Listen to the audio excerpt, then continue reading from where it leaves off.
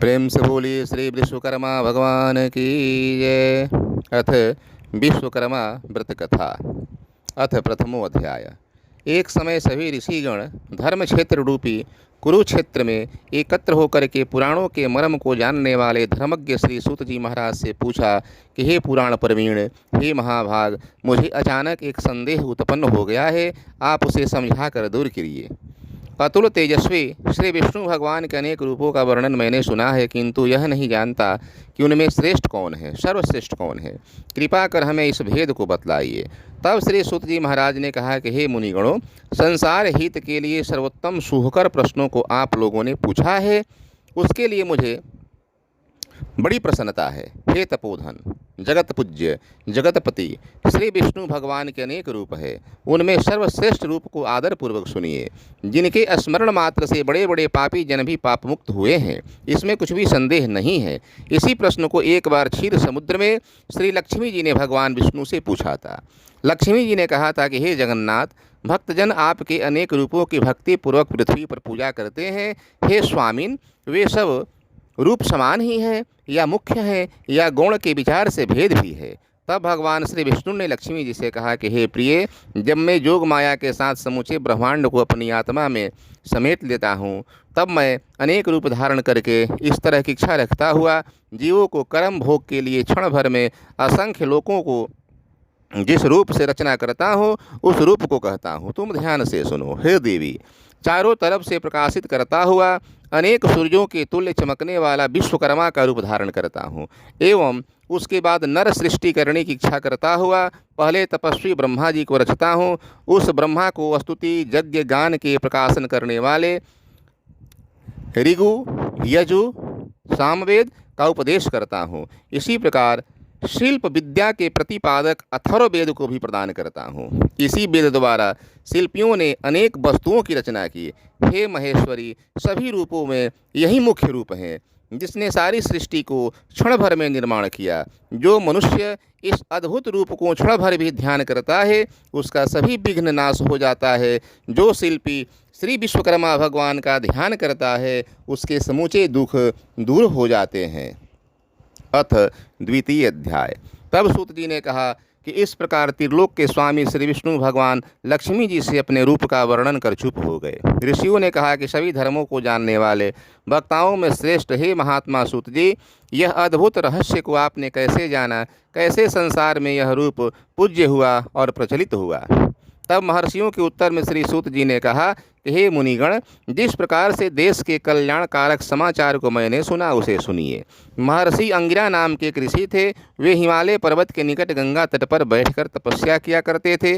वर्षा काल में बाहर बैठकर, जाड़े के दिन में ठंडे जल में और गर्मी के दिन में धूप में बैठ करके तपस्या करते थे, किंतु फिर भी उनके चित्त में शांति नहीं मिली। वे प्यासे मृग के समान दौड़ने लगे। उस समय एकाएक आकाशवाणी हुई कि हे तपोधन, तुम लक्ष्य से भ्रष्ट होकर के बेकार श्रम कर रहे हो। जैसे निशाने से चुका हुआ बाण लक्ष्य को नहीं काट सकता, वहीं दशा तुम्हारी हो रही है और लोक में उपहास हो रहा है। उत्पत्ति और संहार करने वाले, संसार में विख्यात अभीष्ट फल को देने वाले महातेजस्वी, जिनके 5 मुख और 10 हाथ हैं, सरस्वती एवं महारानी लक्ष्मी से पूजित भगवान श्री विश्वकर्मा का तुम पूजन और ध्यान करो। इस रूप को स्वयं विष्णु भगवान ने क्षीर सागर में मुझसे कहा था, जिसके ध्यान से आज भी शरीर रोमांचित हो जाता है।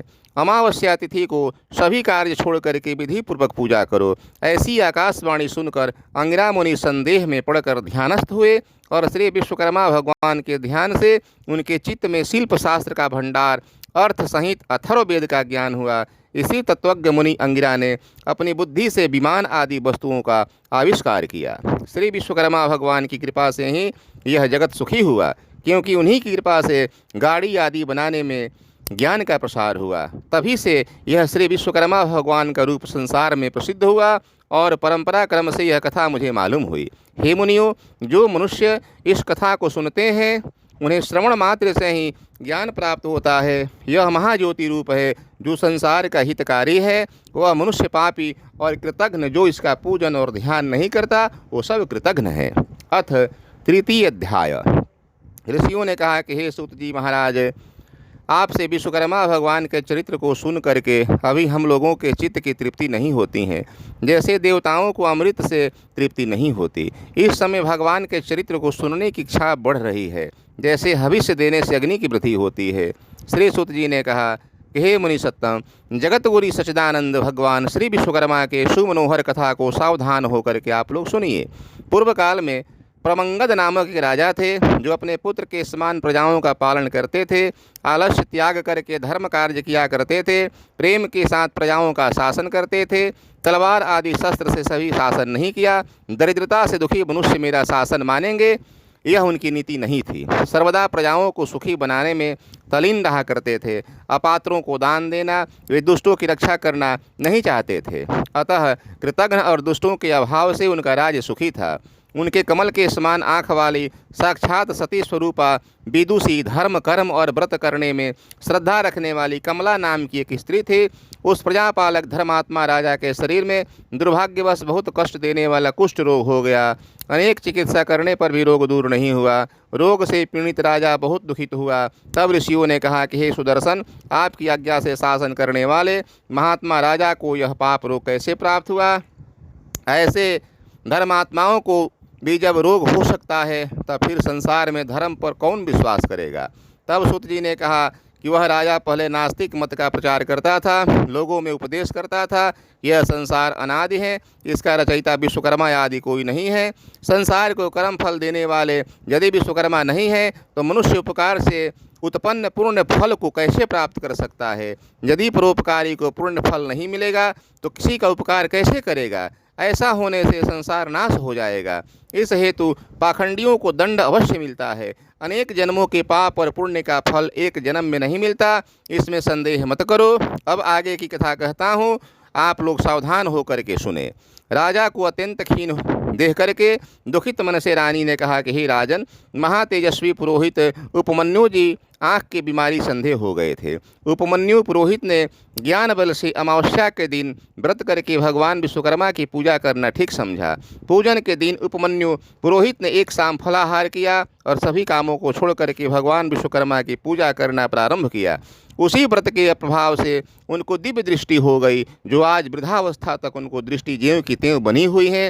हे महाराज, मैं नम्र भाव से प्रार्थना करती हूँ कि आप भी दीन पालक भगवान विश्वकर्मा की शरण में जाएं। राजा ने कहा कि हे प्रिय, तुमने ठीक कहा। इसको सुनकर मेरे चित्त में बहुत उत्साह हो रहा है और निश्चय है कि यह काम भगवान विश्वकर्मा की कृपा से अवश्य सफल होगा। यह चित्त के उत्साह से ही मालूम होता है। तब सूत जी ने कहा कि उसी दिन से वह राजा प्रत्येक अमावस्या को विश्वकर्मा भगवान का पूजन सभी कार्यों को छोड़कर करने लगा। पूजन के प्रभाव से राजा शीघ्र ही कुष्ठ रोग से मुक्त होकर के स्वर्ण सदृश दिव्य शरीर वाला हो गया, सुखपूर्वक राज भोग करने लगा। उस समय से वे राजा भगवान विश्वकर्मा के चरण कमल में भंवरे के समान लीन रहने लगे, अर्थात कभी नहीं भूले। जो मनुष्य प्रतिदिन प्रेम पूर्वक भगवान विश्वकर्मा का श्रद्धा पूर्वक भक्ति पूर्वक ध्यान पूजन करता है, वह सभी रोगों से मुक्त होकर अंत में मोक्ष पद को प्राप्त करता है। अथ चतुर्थो अध्याय। सूत जी ने कहा कि हे मुनियों, मैंने आप लोगों की श्री विश्वकर्मा भगवान के अद्भुत चरित्र को कहा। अब जगत को चकित करने वाले चरित्र का वर्णन करता हूँ। वाराणसी पुरी नामक ग्राम में जगत के धार्मिक व्यवहार से चलने वाला एक रथकार अपनी स्त्री के साथ रहता था। अपने कार्य में निपुण वह विद्वान रथकार जीवन निर्वाह योग्य वृत्ति के लिए व्यग्र होकर घुमा करता था। इस प्रकार श्रृगाल की भांति घूम घूम करके प्रयत्न करते रहते हुए भी भोजन से भी अधिक धन प्राप्त नहीं हो पाता था। उसकी स्त्री भी पति की तरह पुत्र न रहने के कारण सदा चिंतित रहती थी। वह इसलिए बुढ़ापा कैसे निभेगा, इस प्रकार चिंतातुर होकर के वह पुत्र प्राप्ति के लिए मठों में जा कर के महंतों से आशीर्वाद लिया करती थी। संतान प्राप्ति के लिए कभी कभी दाढ़ी मूछ वाले धूर्तों के पास भी जाया करती थी, अर्थात भेदभाव को छोड़ करके सभी प्रकार के साधु संतों के पास जाती थी। फिर भी अनेक प्रकार के तंत्र मंत्रादि द्वारा उपाय करने पर भी उसकी कामना पूरी नहीं हुई। कभी काश कुश के जंगलों में, कभी यमुना के बालू में जल के भ्रम में दौड़ती रहती थी। हरिणी की तरह उसकी दशा हो गई थी। कोई धूर्त मोर के पंखों से, कोई भोजपत्र पर यंत्र लेकर और अपने को तांत्रिक और ओझा कह करके मेरे ऊपर अमुक देवता आते हैं, तुम्हारा मनोरथ पूर्ण कर देंगे, ऐसा कह करके विभूति दिया करते थे। इस प्रकार संतान प्राप्ति की चिंता से चिंतित होकर दोनों स्त्री पुरुष बहुत चिंतित रहा करते थे। धूर्तों की लीला से विशाल महामाया जाल में फंसते हुए देख करके एक पड़ोसी ब्राह्मण ने कहा कि हे रथकार, संतान के लिए इधर उधर क्यों भटकता है? मेरी समझ में तू भारी मूर्ख मालूम पड़ते हो। इन झूठे उपायों से सुख प्राप्ति के लिए कभी संतान या धन प्राप्त नहीं हो सकता है। यह सब परिश्रम बेकार है। वे मनुष्य महामूर्ख हैं जो ऐसे झूठे उपायों से अपने मनोरथ को पूर्ण करना चाहते हैं। व्यर्थ उद्योग से कार्य सफल नहीं हो सकता है। ऐसे लोगों से अधिक मूर्ख वे हैं जो मलेच्छों को झाड़ फूंक की अग्नि ज्वाला से पुत्रों को दीर्घायु होना समझते हैं। मलेच्छों के फूंक से दुग्ध कुमाता के पुत्रों को धर्मशास्त्र अनुसार अच्छी बुद्धि नहीं हो सकती है। अतः तुम व्यर्थ के उपायों को त्याग कर केवल परम दयालु भगवान श्री विश्वकर्मा की शरण में जाओ। हे रथकार, उनकी कृपा से तुम्हारा कार्य अवश्य सफल होगा। बिना भगवान विश्वकर्मा की कृपा से कोई भी कष्ट मुक्त नहीं हो सकता है। कर्मों के फल देने में भगवान विश्वकर्मा स्वतंत्र है, आगे पीछे करके सुख और दुख दिया करते हैं। यदि यह दूर अवस्था तुम्हारे कुकर्मों का फल है तो भगवान विश्वकर्मा देव इस दुख से उद्धार कर तुम्हारी योनि में अवश्य देगा, क्योंकि वह सर्वशक्तिमान है और अपने निष्कपटी भक्तों को अन्य योनि में देता है। ईश्वर कर्मों के फल सुख दुख देता है, उनके साधन अनेक हैं। दुख देने के लिए इन्हें संतान या निर्धन बनाना साधन नहीं है। अतः सभी कार्यों को छोड़ करके तुम अमावस्या के दिन व्रत करो, भगवान विश्वकर्मा का पूजन करो, उनके महात्म को सुनो, यथाशक्ति परोपकार में धन खर्च किया करो। ब्राह्मण महात्मा के मुख से ऐसा वचन सुनकर रथकार की आंखें खुल गई। परोपकारी ब्राह्मण के चरणों को प्रणाम कर भगवान विश्वकर्मा का ध्यान करता हुआ अपने घर को गया और उस दिन से धर्मात्मा रथकार श्री विश्वकर्मा जी के चरण कमलों का ध्यान करने लगा और उसकी सभी मनोकामना पूर्ण हुए और स्त्री भी झूठे उपायों छोड़ करके भगवान के गुणों में भक्ति करने लगी। अमावस्या तिथि को विधि विधान से भक्ति करने से, व्रत करने से रथकार अति शीघ्र धनवान पुत्रवान हो गया। उस दिन से उसका कोई भी बिना आमदनी का दिन नहीं जाने लगा। उसका पुत्र सुशील, गुणी, विद्वान, संध्या बंदन करने वाला, माता पिता का परम भक्त हुआ। इस प्रकार दोनों स्त्री पुरुष गृहस्थ धर्म को पालन करते हुए सुखपूर्वक जीवन व्यतीत करने लगे।